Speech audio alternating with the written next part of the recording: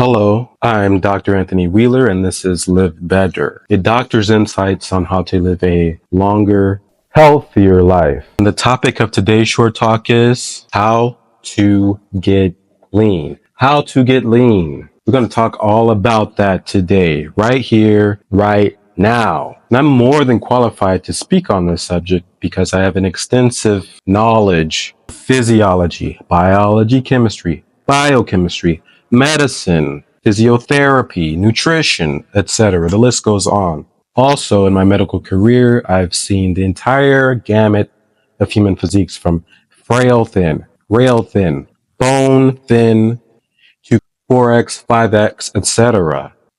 and everything in between. I've seen fit people, buff people, athletes, bodybuilders, swimmers, marathoners. I've seen it all.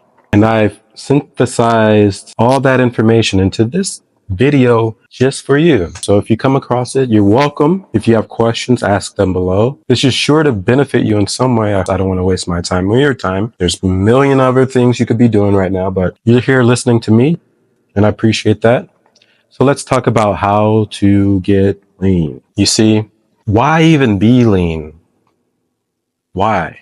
Why be lean? What's the point? Some people might say you're just trying to adhere to society's beauty standards. Other people might say you're vain, conceited, because you want to be lean. Yes, you might want to, look better, feel good in your clothes and your skin or out of your clothes. But also there's a health component to it. And it's been shown in numerous studies that being lean and somewhat athletic not only staves off illnesses and chronic conditions, but also leads to a longer, healthier life, which is what we are here trying to promote. That's what this is about. So that's why you want to be lean. You want to be lean so that you can hug your grandchildren. Your back doesn't go out when you're trying to get the groceries out of the back seat. That's why you want to be lean. So you don't run out of breath when you're going up to the second story, walking up the stairs. So if you're frustrated with your physique, if you're ashamed or appalled by your lack of aesthetics, or if you're somewhat sad or sullen about your silhouette, then listen up closely. I remember when I was 5 years old, I came across a pair of dumbbells that my father had just sitting around. I picked them up and started doing some curls and just moving around like a little silly kid that found his dad's weights. My dad asked me, "What are you doing?" I was like, "Doing some exercise." And I did a few sit-ups and I noticed I had a six-pack at that very young age. And I was in elementary school. I had to be like 5 or 6 years old. I was lifting dumbbells, doing a few sit-ups. I haven't lost them ever. Not once. How have I been able to maintain a six-pack for multiple decades? I'm going to tell you in this video. So listen up closely. Yeah, I thought about this topic in the summer of 2024. That's right around this time for all you people watching this in the future. Summer 2024 in Los Angeles. There's an island to the west of Los Angeles called Catalina Island, about an hour by ferry. I went there with a group of friends. We all met up, hanging out, have a little brunch session, some food, chatting, and then we decided to take a stroll to see this famous casino on Catalina Island. Some sort of old world Italian-inspired art or something. It was fine. It was cool. But I was hot. Can't be walking around in the summertime, all these clothes on. So I had to bust out the guns. I took my shirt off and the group was like, "Oh, wow." And then a friend of mine, he said, "Anthony, how did you get so lean?" And I looked at him and I said, "You know the answer to that." And he said, "Huh?" I said, "You know the answer. Why are you asking me a question you already know the answer to?" He said, "I don't know. I don't know." And I said, 4 words, man, 4 words. He said, "Huh?" So I made it real simple for him. I said, 4 words, 4 words. One of them is an and, okay? You're probably thinking them right now.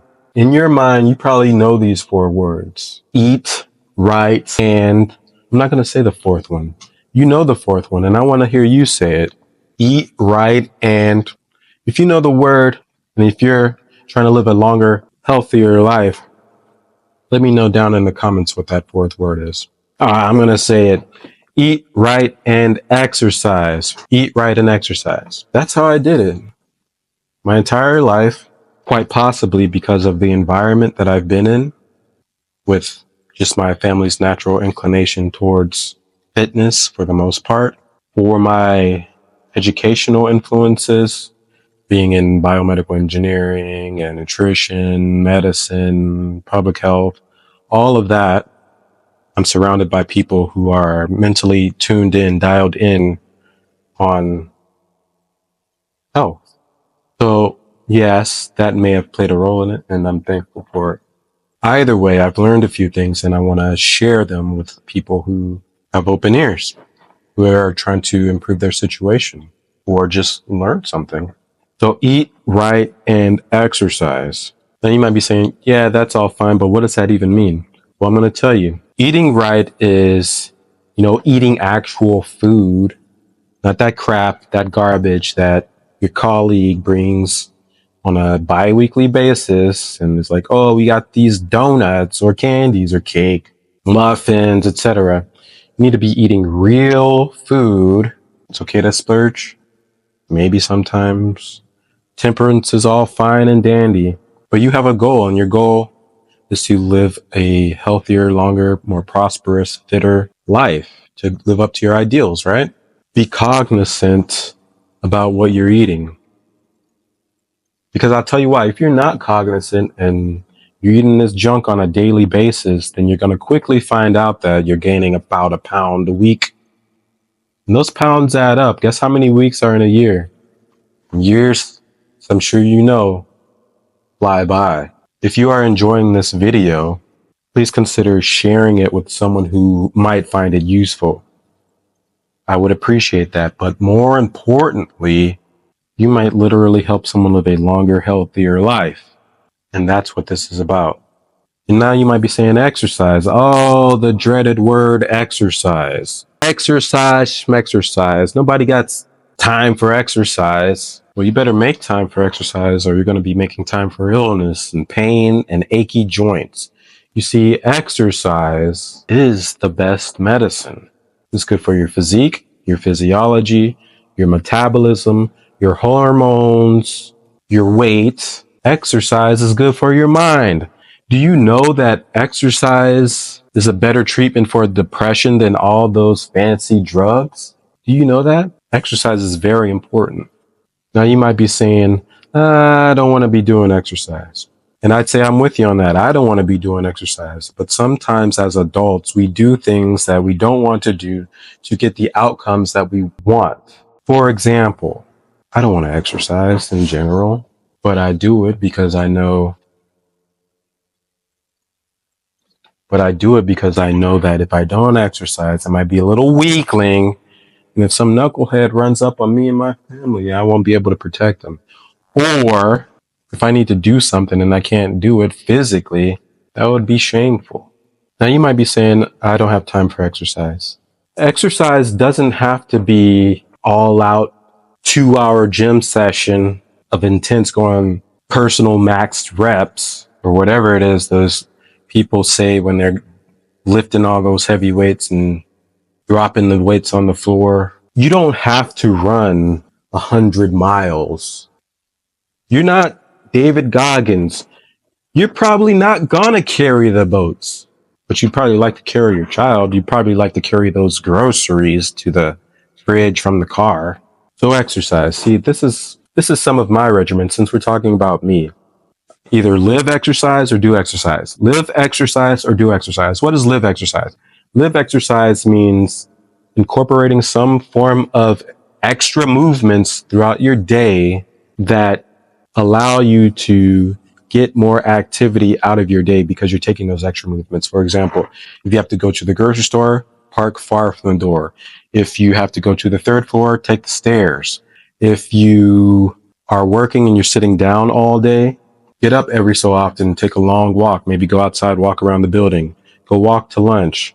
Then on the other side of the spectrum, I do take focused efforts to do exercise in the gym or focused high intensity interval training or jumping jacks or jump rope. It's a balance to things. There's a balance to life. Can't be on the weak side of the equation. Incorporate some strength in your life, and you'll find that you'll be fit and lean if you're consistent. If you are interested in living a longer, healthier life, then you're in the right spot. I'll see you later.